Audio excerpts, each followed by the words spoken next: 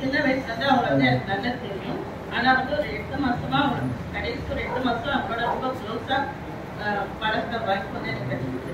ஏன்னா அவங்களோட சேர்ந்து நான் வாசிக்கணும். அப்போ வந்து அவங்கள பார்த்த குணங்கள் வந்து அவங்க வந்து நல்ல ஒரு அன்பு நிறைந்த குணம் வந்து அவங்களுக்கு வந்து நல்லா பழக்குவாங்க. அதிகமாக கேர் பண்ணுவாங்க. அந்த அளவுக்கு கேர் தேவைன்னு ஆனாலும் அந்த அளவுக்கு ரொம்ப கேர் பண்ணுவாங்க.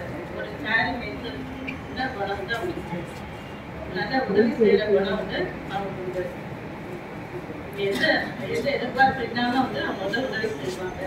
அவங்க யார்கிட்டயும் சொல்லியிருக்காங்க, நீ என்ன வேணாலும் சொல்லி நான் செய்யறேன் அப்படின்னு சொல்லியிருக்காங்க. அந்த மாதிரி யாரும் சொல்ல மாட்டாங்க. அந்த மாதிரி அவங்க உதவி செய்யற குணம் வந்து அவங்களுக்கு கடவுள் பக்தி வந்து அதிகமா உண்டு. அவங்களுக்கு கடவுள் வந்து அதிகமா நேசித்தாங்க. ஆலய வார்த்தை வந்து அதிகமா உண்டு. ஆலயத்தை வந்து அதிகமா நேசித்தாங்க. இங்க வந்து காலையில 5:30 இருக்கு, காலையில 5:10 உள்ள இருப்பாங்க. 5:30 வரைக்கும் பைபிள் ரீட் பண்ணுவாங்க. அது வந்து அந்த பிரசன்ஸ் ரொம்ப நல்லா இருக்குன்னு எனக்கு சொல்லியிருக்காங்க. காலையில யாரும் பிரசமா பண்ணாலும் அதாவது கூட கொஞ்ச நேரம் பேசினா நல்லா இருக்கும், கேட்க நல்லா இருக்கும். அந்த மாதிரி எனக்கு சொல்லியிருக்காங்க. அவங்க வந்து கடவுள் வந்து ரொம்ப நேசிச்சாங்க. அப்புறம் கஷ்டப்பட்டவங்களுக்கும் வந்து நிறைய உதவி செய்வாங்க. இந்த ஸ்கூல் பிள்ளை வந்து ஸ்கூல் பிள்ளைக்கு வாடகை நைட்ல வந்து அங்கே தங்கி அவங்க வந்து கவனிச்சுக்கிறாங்க. காலையில வந்து அவங்க கூட போட்டு கிடக்குற வேலை எல்லாமே செய்வாங்க. எனக்கே வந்து ரொம்ப ஆச்சரியமா இருக்கும். இந்த மாதிரி வேலை கூட செய்யறாங்க. ஒரு ஆச்சரியம் வந்து அவங்களை பார்த்துருக்கேன். அப்புறம் அவங்க குடும்பத்துல வந்து கஷ்டப்பட்டவங்களுக்கும் நிறைய ஹெல்ப் பண்ணுவாங்க. அப்புறம் அவங்க கூட இருந்தாங்க அவங்க நல்லா கவனிப்பாங்க. நல்ல ஒரு இறக்க குணம் வந்து அவங்களுக்கு உண்டு. அப்புறம் ஒரு தைரியமான குணமும் அவங்களுக்கு வந்து உண்டு.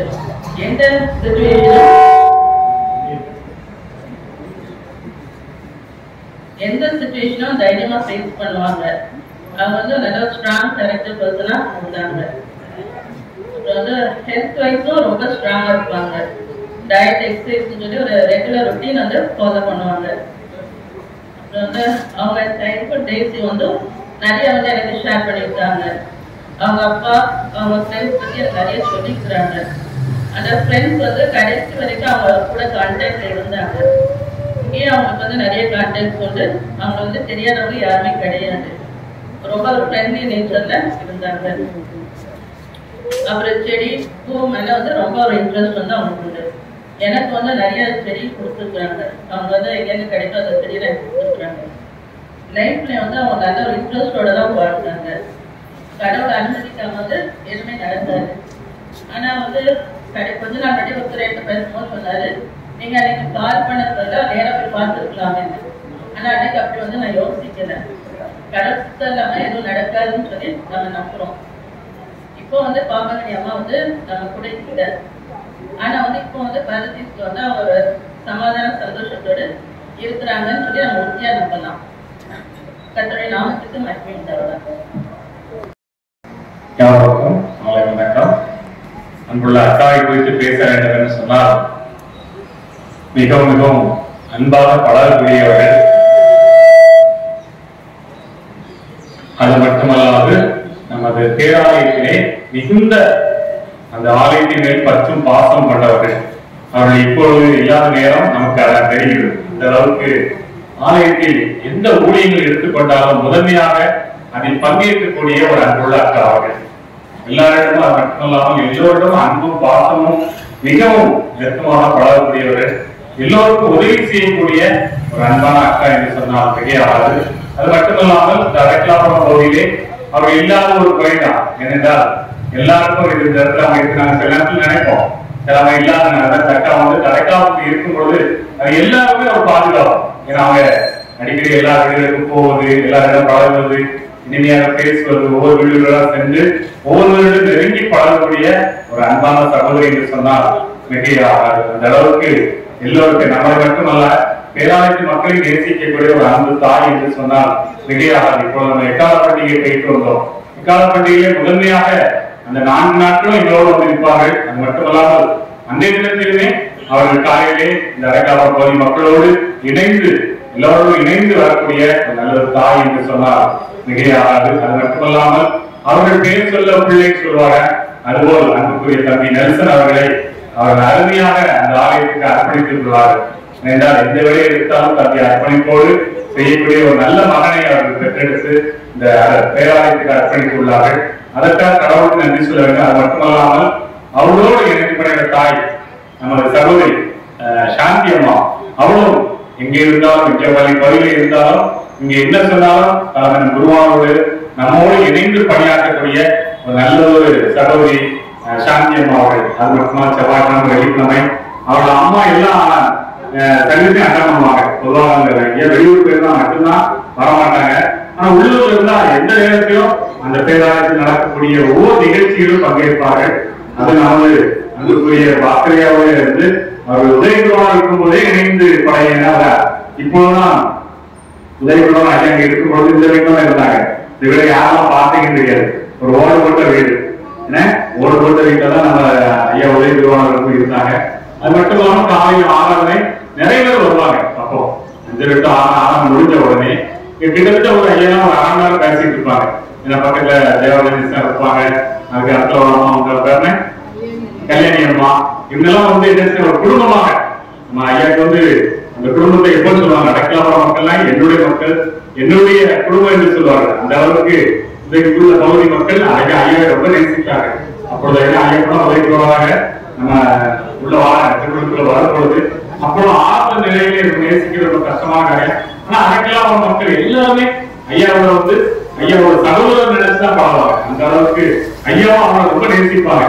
எங்க போனாலும் அடைக்காத ஆட்களும் விசாரிப்பாங்க. முதல்ல விசாரிக்கிறது, அதுக்கப்புறம் மற்ற மக்கள் விசாரிப்பாங்க. அந்த அளவுக்கு இந்த பகுதியில் மக்கள் எல்லோருமே ஐயாவை நேசித்தார்கள்.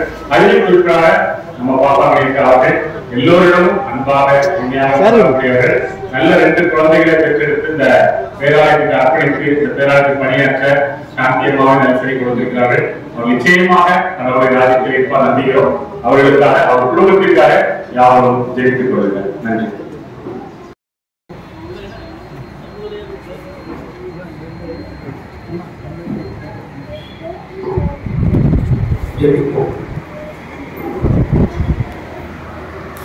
நன்றி தகவலே.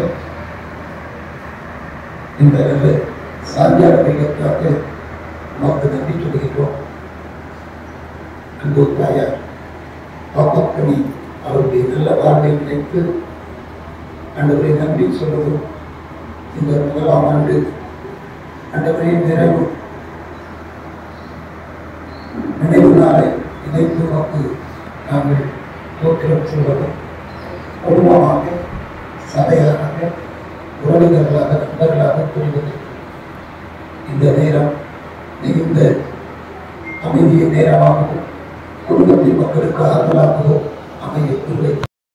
யாரும் நோயை பார்த்து வரலாம் அப்படின்னு சொல்லி அதில் கூடுதலாக வேடிக்கையாக ஒரு காரியத்தை சொன்னாங்கன்னா அது சிரிப்பாகவும் இருந்தது, அது வேடிக்கையாக இருந்தது.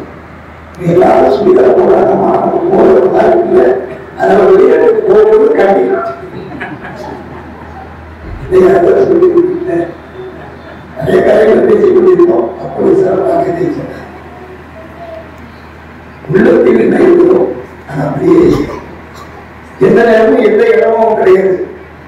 கண்கண்ட இடத்திலே பார்த்த இடத்திலே சரியானதை சொன்னார்.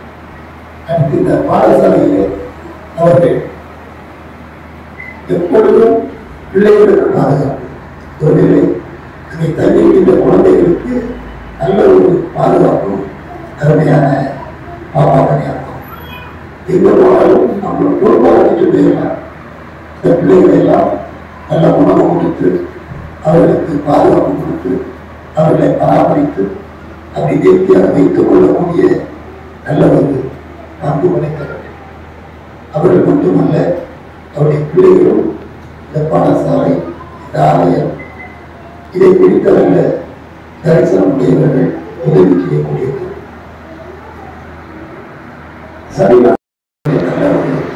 வாழ்க்கை வாழ்ந்து எதிர்பாராதமாக சூழ்நிலைகள் அவர்களை சந்தித்து அவர்கள் இழைப்பாளர்களுக்காக கடந்து விட்டார்கள். ஆனால் இந்த உலகத்தின் துன்பங்கள் பாடுகளில் இருந்து கத்தர் விடுவித்தார் என்று சொன்னால் அது ஒரு நன்மையான காரியமாக தானே. வயது கூட்டுகிற ஒவ்வொருவரும் பணப்பாடு மிகவும் கடினம். வயது கூட்ட ஒவ்வொருவரும் அப்படிங்கிற பாடுகள் மிகவும் கடினம். ஆகவே நல்ல ஆரோக்கியமாக இருக்கும் பொழுது, நல்ல சந்தோஷமாக இருக்கும் பொழுது, மகிழ்ச்சியோடு இருக்கும் பொழுது கடவுள் மக்கள் போய் சேர்வது அது மிகவும் சார சிறந்தது என்று நான் சொல்கிறேன். ஆனால் நம்முடைய உள்ளத்தில் என்ன நினைக்கிறேன்னா, 90 வயசு இருந்தாலும் சரி, 100 வயசு இருந்தாலும் சரி, இன்னும் கொஞ்ச காலம் இருக்கணும் அப்படின்னா நம்முடைய மனநிலை சொல்றோம். ஆனால் நம்முடைய வாழ்விலே நம்முடைய காரியங்களை நாம் சிறப்பாக செய்கின்ற வரைக்கும் நல்ல உண்மையிலே வாழ்ந்து கடவுள் பக்கமாக போய் அமைதியாக சேர்த்தது அது ஒரு பாக்கியம்.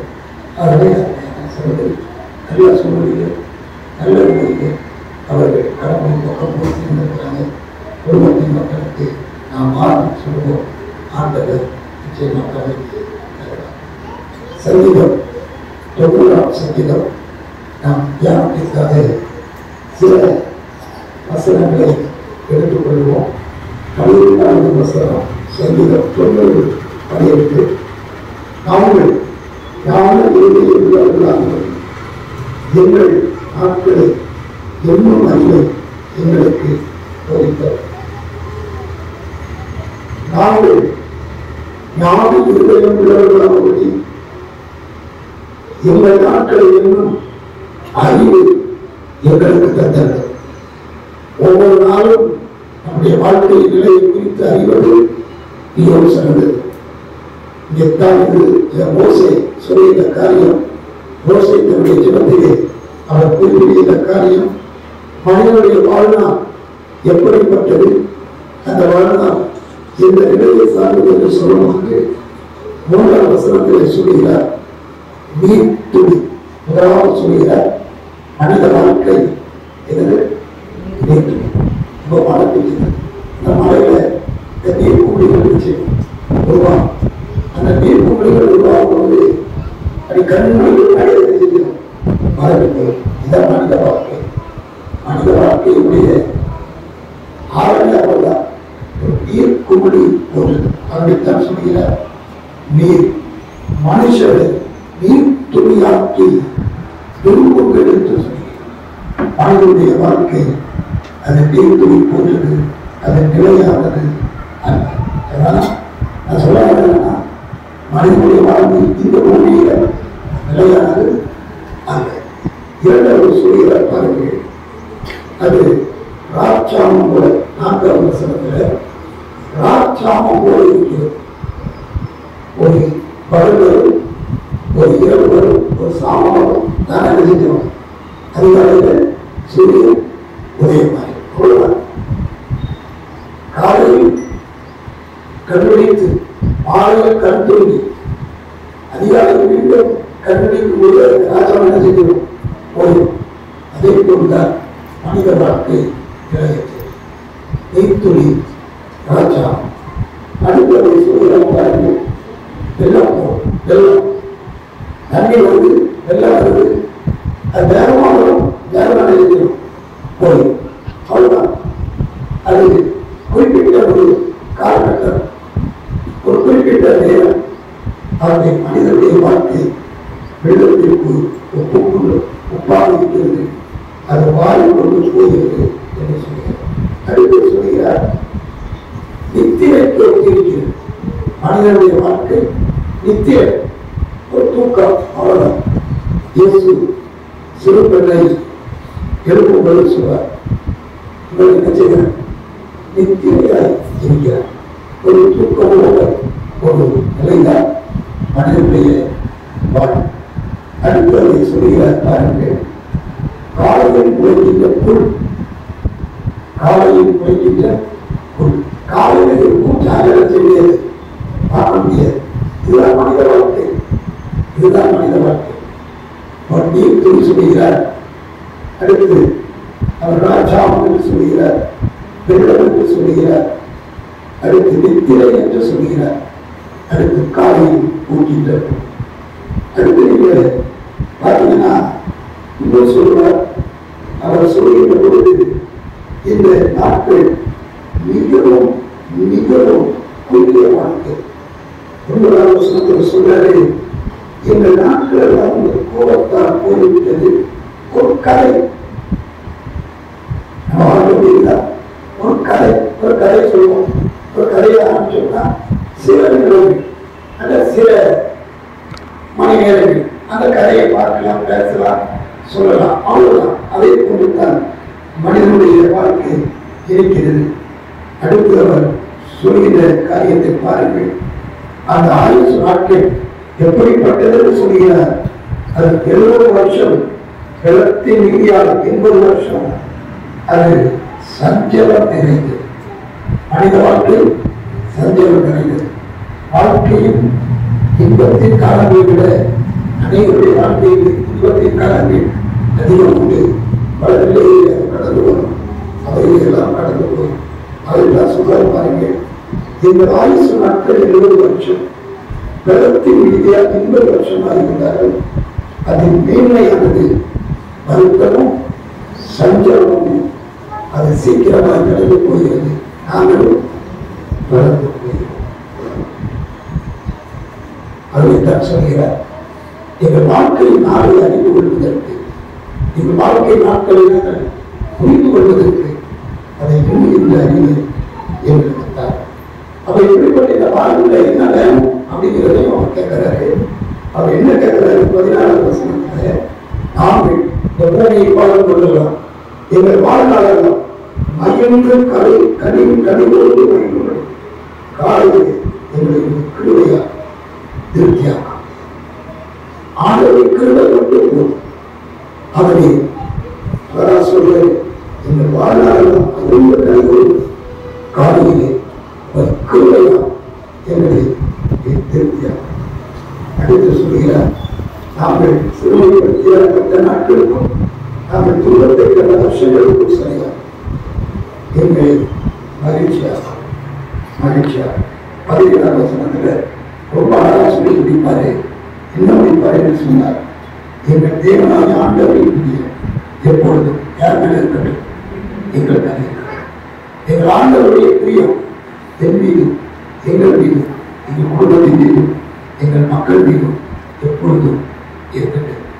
சரி, எவ்வளவு வாழ்க்கை பிறகு அப்படின்னு சொல்லி சொல்றோம். அதற்கு அதனுடைய இருப்பு நிலை என்ன, அதனுடைய நிலை என்ன அப்படிங்கிறதையும் பார்க்கணும். அதைத்தான் இயேசு தெளிவாக யோவான் 14 அதிகாரத்தில் சொன்னார். என்ன சொன்னார்னா, கவலைப்படாதீங்க, பூமிக்குரிய இந்த ஊழல் என்ன செய்யணும், அழிஞ்சு போயிடும், அழியாத நித்திய வீடு, அழியாத நித்திய வீடு உங்களுக்காக இருக்க. அதான் சொன்னார், நான் போய் ஒரு ஸ்தலத்தை ஆயத்தம் பண்ணின பின்பு யார் இருக்கிற இடத்துல, நான் இருக்கிற இடத்துல நீங்க எல்லாரும் கூடி இப்படி வந்து அழைச்சிங்க. அப்படி ஒண்ணு இல்லைன்னா நான் என்ன சொல்லியிருக்கேன், முன்னமே சொல்லியிருக்கேன். முன்னமே இப்படி சொல்லியிருந்தாருன்னா ஒரு பாவம் சொல்லலாம், வெந்ததை தின்று விதியால் சாபம், அதுதான் வாழ்க்கை. ஆனால் இயேசு அப்படி சொல்லவில்லை. உலக வாழ்வுக்கு பின்பு நிலையான அழியாத வாழ்க்கை இருக்கிறது. அந்த அழியாத வாழ்க்கைக்கு ஆயத்தமாக அவனுடைய என்று வாழ முடியாத பாக்கியம் இருக்கிறது.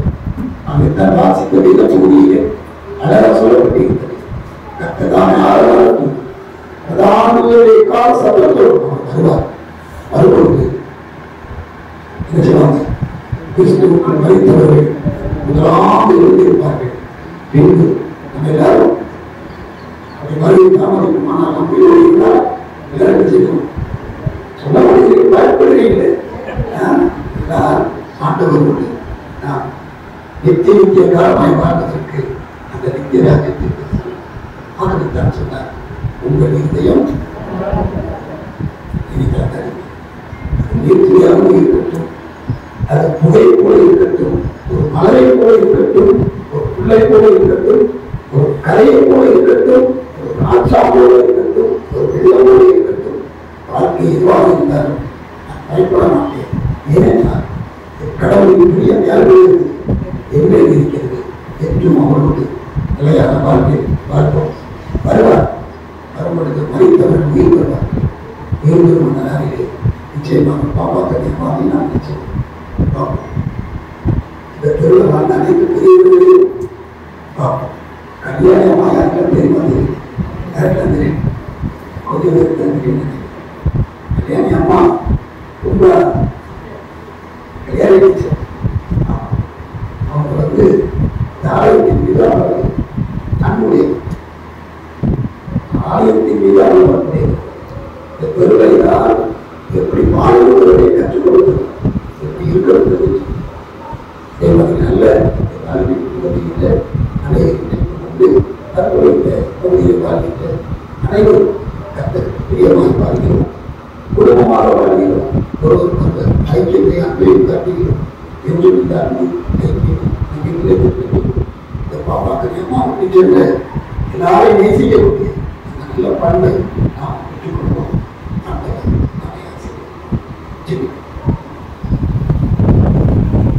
பிதாகுமாரன் பரிசுத்தரின் நாமத்தினாலே ஆமென். பரமண்டலத்தில் இருக்கிற பிதாவே, நாமம் பரிசுத்தப்படுவதாக, ராஜ்யம் வருவதாக, பரமண்டலத்திலே செய்யப்படுகிறது போல உங்களுடையும் செய்யப்படுவதாக.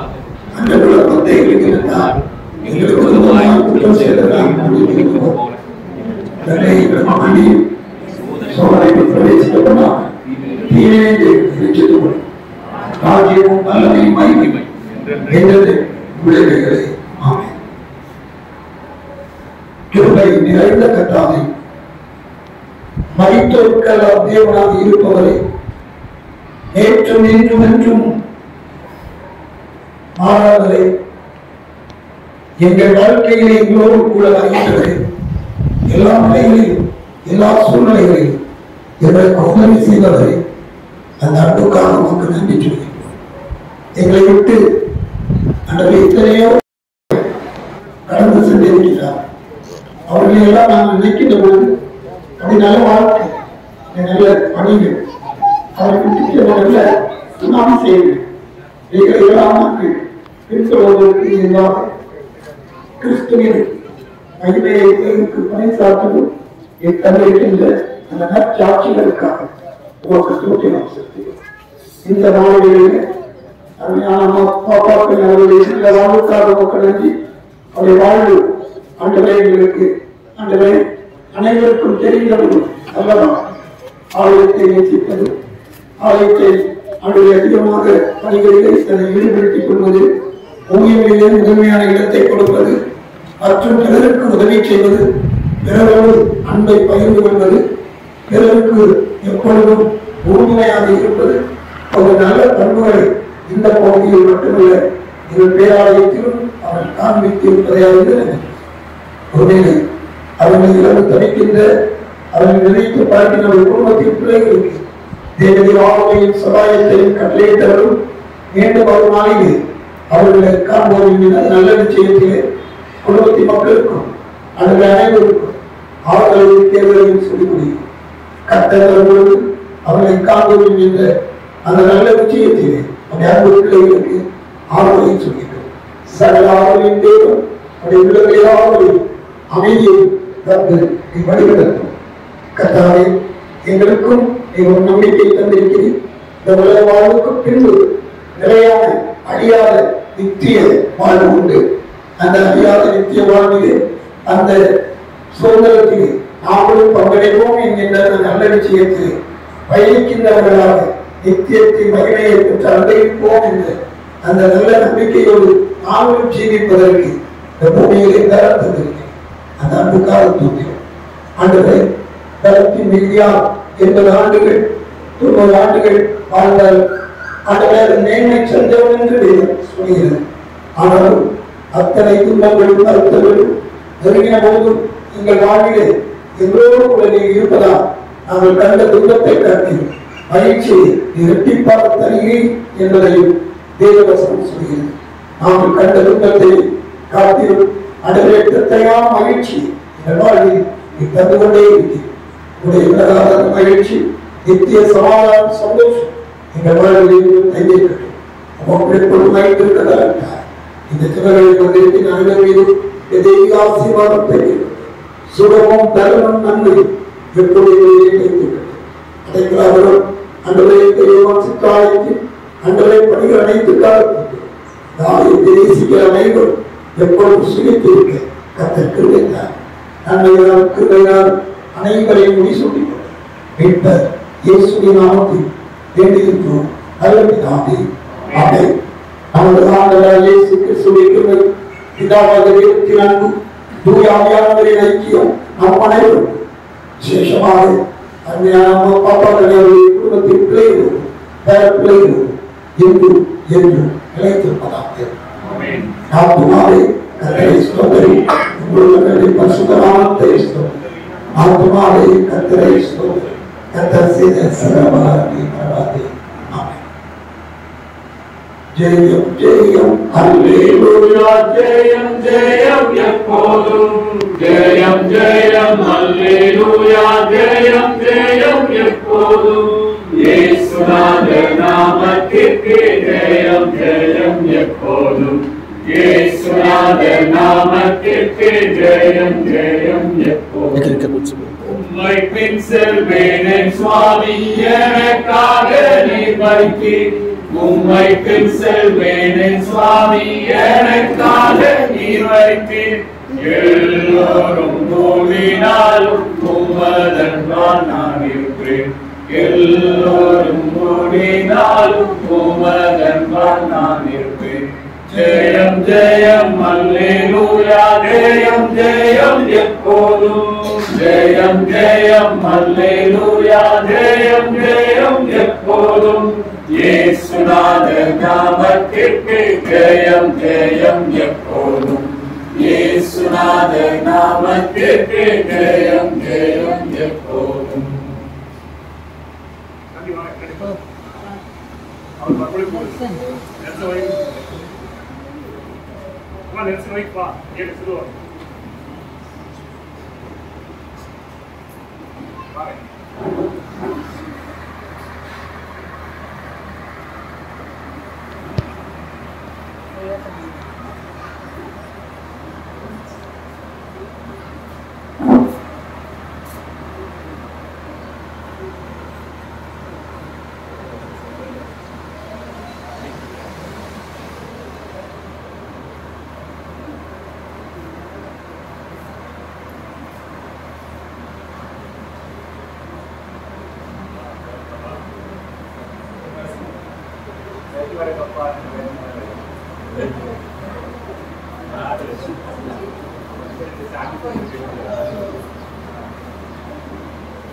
அனைவருக்கும் இனிய மாலை வணக்கம்.